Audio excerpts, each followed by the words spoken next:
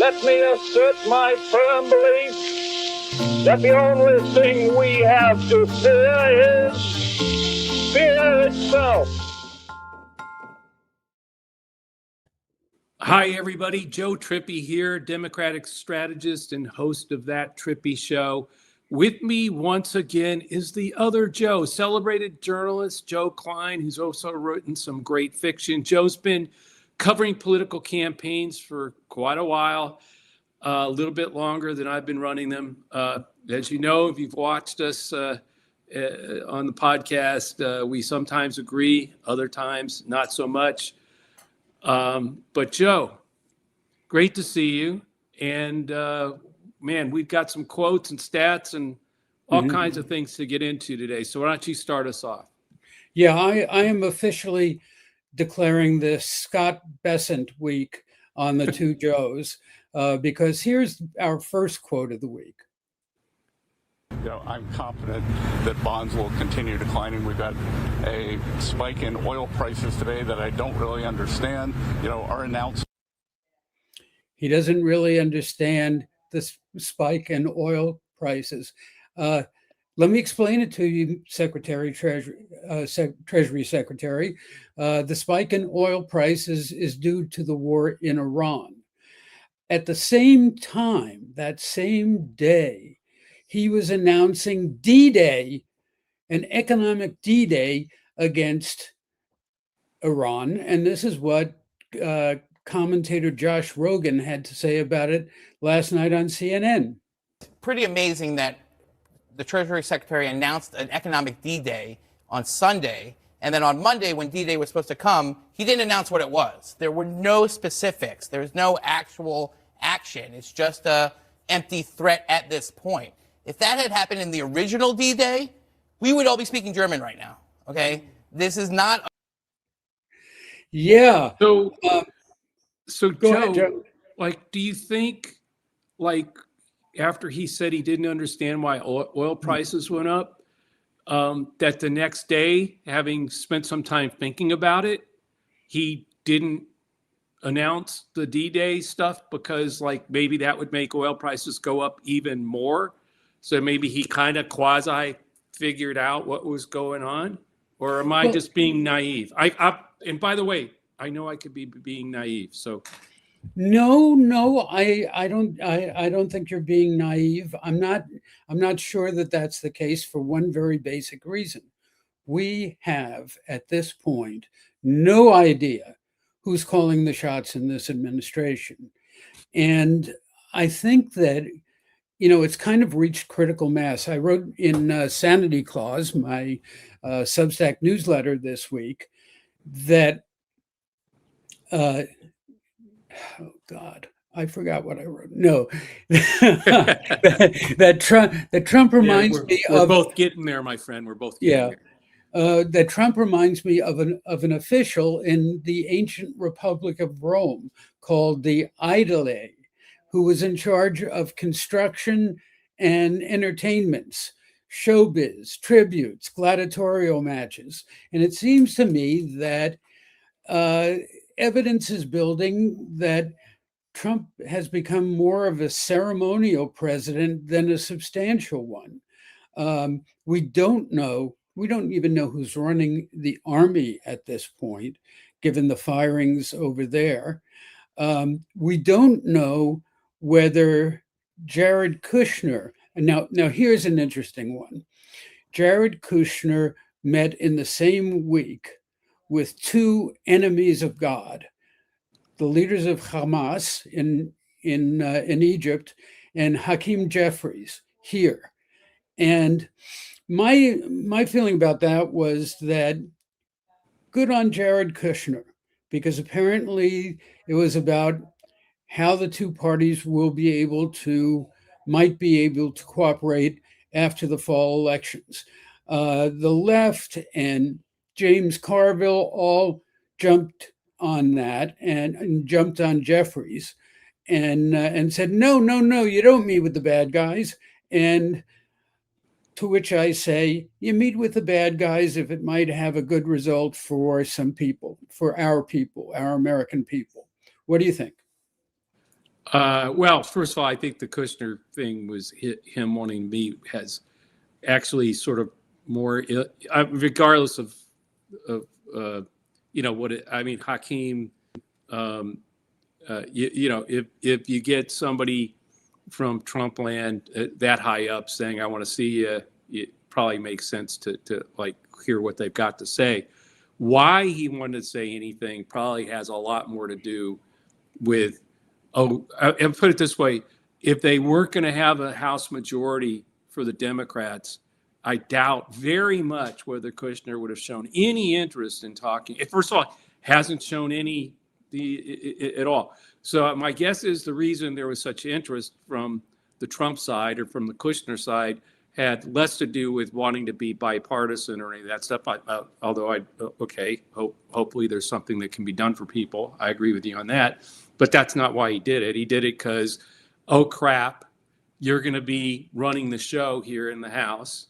We don't want any. You don't really want to do investigations or anything. I mean, whatever let's find some other stuff we can agree on. Yeah, let's find some stuff we can agree on, et cetera, et cetera. It doesn't mean Hakeem's going to do any of that. I don't know. But my point is, I think the motivation, it actually is an indicator, leading indicator, that Republicans are going to have a tougher November than they're alluding to. Or what the king thinks is going to happen is different than reality, and I think reality is starting to set in. Even yesterday with Graham in South Carolina, it was a 53-47 race, and yes, it's a victory for the president, of course. But come on, this is a place where should be 60-something%. Going back any of these elections, that's what would have happened. It didn't. The gas is the air's going out of the balloon. So I don't think Trump's endorsement had a single thing to do with that, with the results of that race. I think that race was all about South Carolina saying a formal goodbye to their beloved Lindsey Graham in the form of his sister. I got one better. I understand what you're saying, and okay, but let's do it the other way. He said, please, please, please pretend I'm on the ballot and vote like I'm on the ballot. Well, if that's what happened, he got 52%, which I think is a big, not necessarily what he was hoping for. And because everybody closing their eyes, pretending Donald Trump was on the ballot, you would normally think in South Carolina it would do a little bit better than 52, 53%.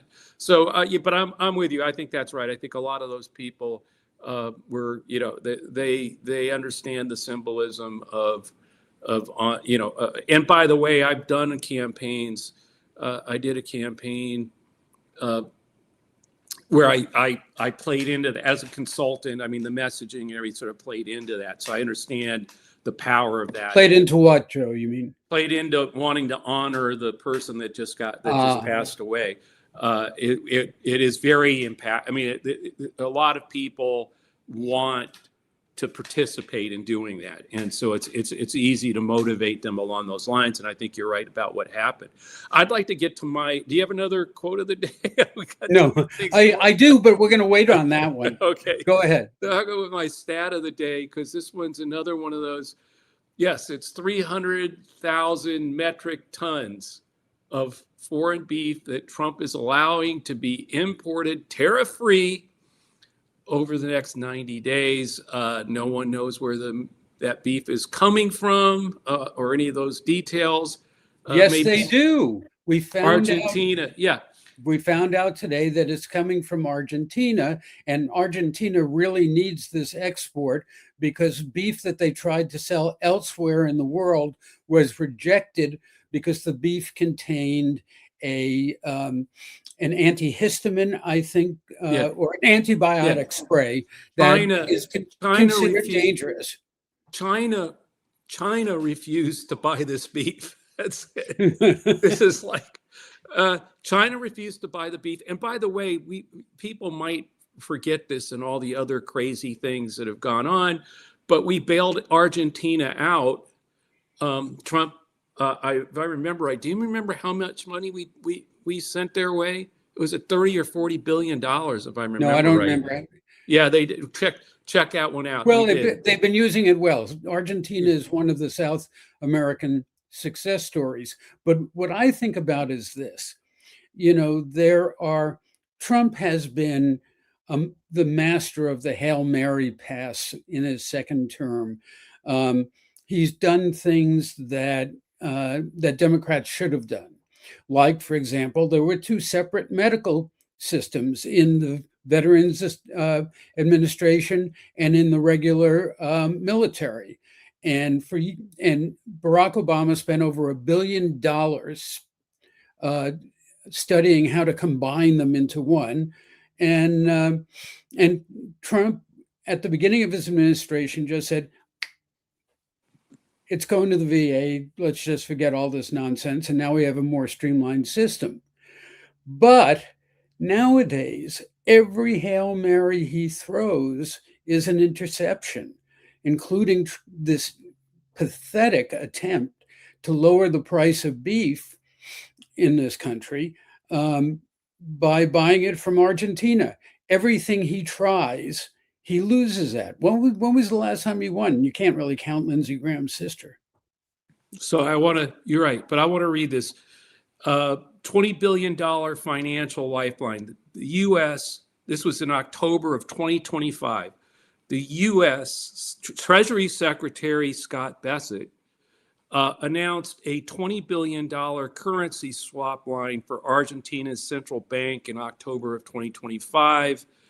And it was supposed to be 40, but when the backlash happened from MAGA about, wait a minute, what are you doing? This is America first. What are you doing in Argentina with 20 billion bucks? And by the way, this is still not enough money to expand Medicaid, and Social Security is going to go. And by the way, the debt's 40 trillion, everybody, but we're giving 20 billion to Argentina, of all places, whose beef that we just allowed into the country tariff-free. And by the way, is just literally wreaking havoc on the American cattle herd and American cattlemen's associations around the country. I mean, this is like, okay, you're in a dead heat in Texas with the worst, most corrupt guy in politics, Ken Paxton, leading the charge on the Republican side. It's a big cattle state. And what do? You wreck the cattle industry in Texas. I don't understand. Now, that's something, I know Bessent didn't understand why oil prices, et cetera. I don't understand why they did this. I mean, I know it's theoretically to lower the prices of beef on your table, but let's face it, folks, the big beef producers in this country and meat packers, et cetera, they're going to import that beef. And they're going to sell it to you at the same price they're selling everything else. That's not going to get passed on to people at all. Mm-hmm. It's another handout to Argentina, and a stunt to make people think, hey, he's actually doing something. Which, yeah, he is. He's bailing out Argentina again. Well, there is this stubborn little thing called the law of supply and demand, and for beef prices to come down, you need a really legitimate boom in beef production. And you're not going to fix it with a Hail Mary, as I said before. Yeah, no, I agree. And so he's continually he's draining the Strategic Petroleum Reserve. He's doing that. He's trying to fix something up in housing. None of these will survive the complexity that is democracy in a 250-year-old republic. I mean, there's just an awful lot of complexity in moving things along, and Trump has shown, and now I think this summer, for the first time, even his supporters have come to understand that he just doesn't have the patience for policy. And I would argue, having known him for 40 years, he doesn't have the intelligence. If he has intelligence, and he does, it's kind of a primeval kind of how to fend off your enemies. It's all gut level lizard brain stuff. And your lizard brain doesn't come up with a beef policy. Yeah. So I don't know. It's like, it's just the opposite. Absolutely the opposite of what anybody should do. And like I said, I think you put this in data centers and everything else they've done, and I just think it continue. I mean, I think they had the cattle farmers, or the cattle ranchers. I really do. I don't know. But ranchers don't like to be called farmers. Well, ranchers. Well, look, I grew up in Los Angeles, and I love the old song, "The farmer and the cowhand should be friends." Yeah, I've rolled around. Well, I really appreciated a lot of what the cattle ranchers have provided on my plate before I started cutting back on that and worrying about things. But this is the crazy part. Okay, he rails against the communists. We're all becoming a communist country. It's all the commies. We're all here. I'm a commie. Everybody's a commie. But communist China would not buy this beef with this pesticide or antibiotic or whatever it has on it and put that and stick its people with it. But nope. It's like. There's a Chinese saying, by the way. The Chinese joke about how they'll eat anything, right? Right. Yeah. And during the period when I was living in China for a little bit, a Chinese scholar said to me, "Well, you know how it is with us. We'll eat anything with legs but a table, and anything that flies in the sky but clouds." And those guys, the Chinese, have rejected Argentinian beef. But let me jump for a second, because I think this is Dolly Parton is something to talk about. Sure. My other quote of the week is a Dolly Parton album cover title, "In the Good Old Days When Times Were Bad." And it seems to me that, everybody's saying now that Dolly is, the last shred of American unanimity. I wouldn't go so far as that, but she was a truth teller, and she actually experienced poverty. And for all those democratic socialists who are talking about poverty now, you should look at the statistics, because poverty has been rendered almost non-existent since 1939. But I think the bigger question is this. Is Dolly the last thing that unites us? And if not Dolly, when you do your surveys, Joe, what unites Americans aside from gun control? No. What's fascinating about that was she was able to bridge. I mean, the people, the Christian right who believed, in right to life, or and were totally against any form of abortion, were just as supportive and fans of hers, as was the LGBTQ community that she and Black Lives Matter that she actually spoke out in support of. I mean, the only person I know who could be for Black Lives Matter and LGBTQ and at the same time be revered, across this. I mean, just the breadth of the spectrum that she appealed to with unity in support of and people who loved her and love her now and are all suffering that loss. It is just amazing. The things that are uniting. I mean, that's the thing about the data center thing, Joe, because what's stunning to me is 75% now of the American people. The poll came out, Gallup came out a few days ago. The sub headline was American voters' support for data centers continues to collapse since spring. In spring, their number was 55. And now, like as of this week, it's 75% of Americans oppose building data centers. Now, I'm not getting into whether data center is a good thing or a bad thing. Leave that up to the American people. I have my own views, but the interesting thing about that is it does raise the issue, the point. When was the last time? The last time I saw was Iraq War, right after 9/11. 80% of the American people, put everything aside. Let's go get let's go.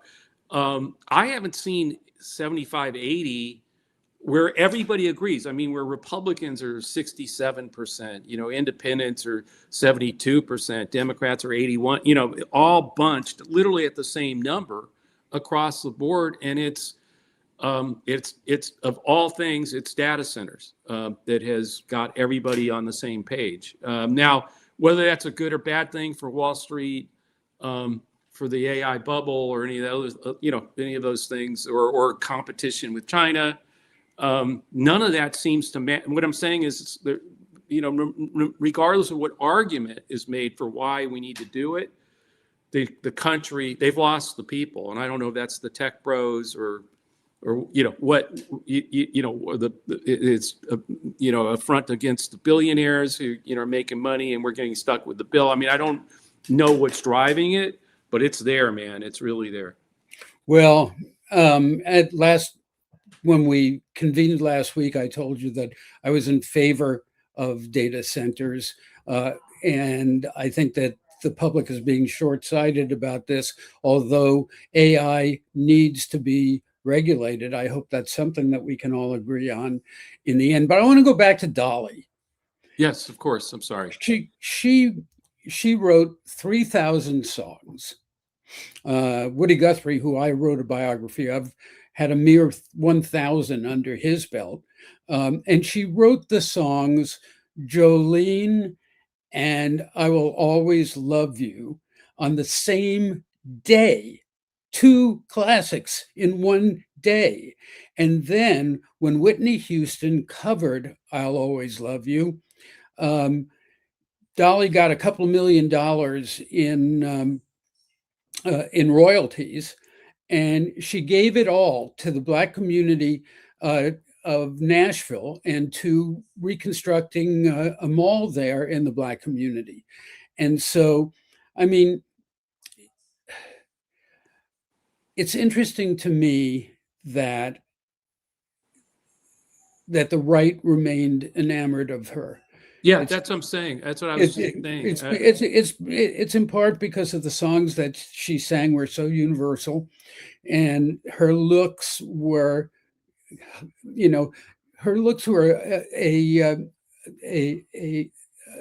cynical. I thought it was a satirical commentary on what Americans wanted to see in a woman. Well, she said famously said that it was very expensive to look that cheap. That should have been the quote of the week. But, but what I'm thinking is this, and trying to pull both strands of this podcast together. I think that the outpouring of affection and sadness about Dolly Parton's death is a reflection of something else as well, which is, I think the American public is turning a corner and has had enough of hating on each other. Dolly didn't hate anybody. That's one thing this is a healing moment, I think, for I actually think this is sort of accelerating what you're talking about. First of all, I agree 100% with you, Joe, on this. And secondly, because we disagree on some other things, but I agree with you on this. But the reality is, I think you're right that people, because I see it in groups, like people just are not reacting to the you're a commie, you're a Muslim lover, you're a transgender, like you want boys to play in girls' sport. They're still upset. I mean, I don't mean it, but they're not. That vitriol, the despising of that view. They're also not going for the Democratic Socialists. Yeah, no, that's what I'm saying. Throwing bullpucky at the oligarchs. They admire rich people. The American people do, because they all want to be rich, but I think, well, let me put it this way. I think the tech bros have put themselves in the crosshairs of the American people. I think Deserved or that's not. true. That and so the problem with that is it's got a little bit broader brush, and so there, the anger, et cetera. By the way, and that's sweeping. That's infiltrating both parties. That's not before. Remember who was all sitting there on Inauguration Day with Trump? I mean, these were the heroes, right? And they're now despised by everybody. And whether it's, I actually think that's more a rebellion against technology. I mean, almost like the return of the Luddites, where I need one more app, like I need a hole in the head. I can't keep my kids off these things. I hate having to look at 500 emails that I didn't answer yesterday when I wake up in the morning. I mean, all just sort of like combined with you guys are making billions and I don't even know what the truth is anymore. It's all wrapped up, and where data centers have become the one thing, because no one can protect, in their view, no one's going to protect them from AI taking their job. Don't see anybody doing that. Whether it's true or not doesn't matter. No one seems all that bothered by it. The same thing with AI creating a virus that could end the human race. No one's saying no to that or putting guardrails up or any guardrails. By the way, I think that there is a sensible way to tax the rich, and it was proclaimed on this podcast by Congressman Jake Auchincloss of Massachusetts, and it is tax the trillionaires billions by taxing the hell out of social media, tax the billionaires millions, and tax the millionaires at the same right that you tax labor. I mean, right, and their capital gains should be taxed at the same rate as income. Right, and I think most voters have come to the conclusion that neither party will be willing to do that because they're taking money from these guys. I mean, I'm not arguing. I'm just saying I think so. There is this a huge backlash, and I don't really think it's not the data centers that are creating it. It's just the symbol, the one thing where they can stand out in front of one that's about to go up or go to a city council meeting and say, no, you need to stop this, and if you don't, I'm going to vote you out. And I think it's going to have a huge impact on this election. And I also think the other thing that the cattle thing, believe it or not, is going to have think about Kansas, Iowa, Texas. I mean, those farmers in these states, and a lot of them are beef farmers. They might be, pig ranchers, farmers, whatever. That's not my point. And actually, I met with a bunch of pig farmers up on near Mason City, and they did not want to be called ranchers. They want to be called pig farmers. But anyway, so who knows? But my point is, there is a rhetorical break. Yeah. But my point is that it's such a dumb thing to have done. And I'm sure Scott Bessent doesn't understand why the cattle ranchers are all ticked off too. But my point is, if you start looking at Montana, I mean, look at where all of a sudden that has, and these are the same places that are losing rural hospitals because of the big bill, things like that. I think there's I think this thing is going to be used. The Independent has a chance in Montana? Yes. In fact, I contributed to him today. You did? I did. Yes, I did. And he's running for governor? Huh? He's running for governor, yeah? No, he's running for senator. Senate. Yeah, Uh-huh. Senate. And also Stephanie Striak, who was the finance director for the Dean campaign, ran Emily's list, was John Tester's chief of staff. Great, wonderful, incredibly smart, who's been very, she was Tester's chief of staff. She thinks this guy has a shot, and so I listened to her, and that's where I sent a contribution in. But no, I think like places like Mississippi, Kansas, that we're not really focused on, where like Hyde Smith has a favorable, like 3 polls in a row have her at 45. Now, Joe, come on, you've been around a long time. You've covered this stuff a long time. When you have an incumbent at 45 and a challenger at 38, it doesn't mean that the 38 guy is going to catch. Okay, I understand that. But it does mean that the 45% candidate hasn't convinced. Yeah, and if they do, they might get to 53. Well, this isn't going to be an election where she gets back to 68, right? That's all I'm saying. This is so when you see Mississippi like that. When I'm in Alabama, and we're seeing single digits in Alabama against Tuberville, and what's driving it is a real disappointment, even sense of betrayal from people like these cattle ranchers. And and by the way, in Alabama, it's still pretty big. I think it's like a $2 billion industry. Well, where it's a huge industry is Florida. Right, that's Florida, Georgia, Texas, Iowa. This is, no, we're not going to take all those places. That's not my point. But I'm saying, like, okay, so you've got a Senate seat and a governor's race on the bubble in Iowa. Why would you do this when you need rural is your base and you're screwing with it? Same thing in Talarico and Ken Paxton, a great example. That's a big industry in Texas. The Fort Worth stockyards, all that. It's a part of the culture. I just don't understand it. Like you point out, Florida, Georgia, even in Alabama. Because it's bigger than I thought. I didn't realize how big the cattle industry was. Let me do something I never do, and that is make a prediction. If one of the 2 top Republicans in Texas loses, and Paxton is more likely to lose to Talarico, if after all these years of waiting for the blue vote in Texas to develop, they finally get rid of a Republican, if Talarico wins, it's going to be the biggest story on election night. Absolutely.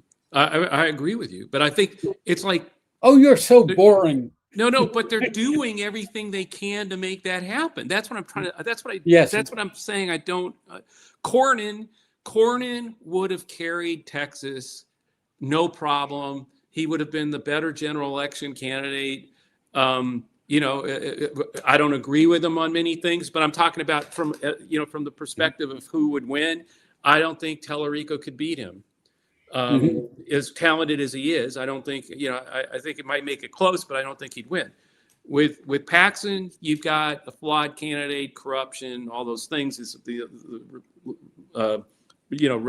Republican legislature impeached him, the Senate found, let him go, fine. But these were Republicans doing this, not Democrats. So you have that, and then they're not real happy about everything else either, just like the rest of the country, on gas prices, et cetera, all that, and tariffs.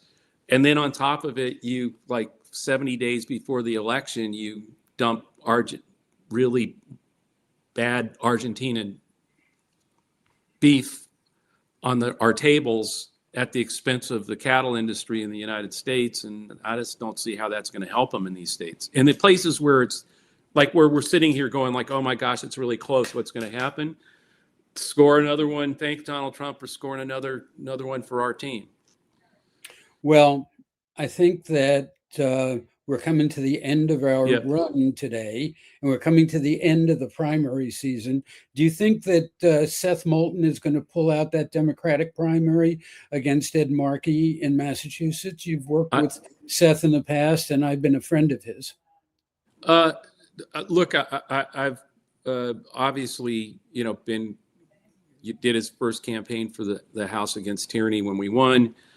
He hasn't had any real opposition in his House races since then, so I haven't done a lot. I talk to him all the time. Hey, maybe you want to think about doing this. I don't have a clue. I think I think it'll be close, and I think probably Markey slightly ahead right now, but I mean, I don't know anything, but just from my reading, the Boston Globe just endorsed Seth Moulton. Yes, they did. And the establishment lost its mind on the Globe. It was like, right. Whoa, wow. So I don't know. Maybe. I mean, I think he's definitely coming on. He's definitely made it close. It's and I think the other thing that's weird at play there is that there's no real fear of either one of them winning. I mean, it's not like there's a Republican who could beat Markey or could beat Seth, right? Whichever one wins, it's going to be a Democratic seat. So I think it's a little tougher to read, on like you can have your electability fight going on in Michigan, right? Against El Sayed, but and Haley Stevens, but that's not. It's more a generational and ideological fight within the party, and I'm not sure how that's going to play. Mention, and can I toot your horn in closing? Last week at about this time in the podcast, you started talking about the phoniness of too many polls these days, and lo and behold, what happens? Trippi speaks, and the New York Times, the Wall Street Journal, the Washington Post all come up with stories in the next few days about how those polls are phonies. And it's also informing, I think, Joe, your caution about saying what's happening in Massachusetts, because I don't think we know much of anything about very much, except that people are kind of had it with Donald Trump. Yeah. So that's what I mean. So they either one is going to do that, and so you're like, do you deal with with the senator you've known all these years who you think has done a good job? A lot of those people, because I was up there in Boston, and even his own supporters mumble, he should have done the right thing and not run. So they're kind of lukewarm about. I mean, so I don't know how strong his vote is. So we'll see. But look, that's going to be the last primary. And then we'll finally be on to the real fight in the general. Right. And that's next week. So let's wrap it up here. But remember, folks, you hear a lot of things first on this podcast. And keep on tuning in. Yeah, and tell your friends if you think that we are getting you good info, tell your friends. And we don't always agree on everything. So although this one was pretty boring, I agree. But we'll get back at it. Boring. Agreement isn't boring. Agreement is the future. The compromise is the only future of democracy. We'll see you all next week. Thanks, Joe. Okay. Thank you, Joe. Take care. Let me assert my firm belief that the only thing we have to fear is fear itself.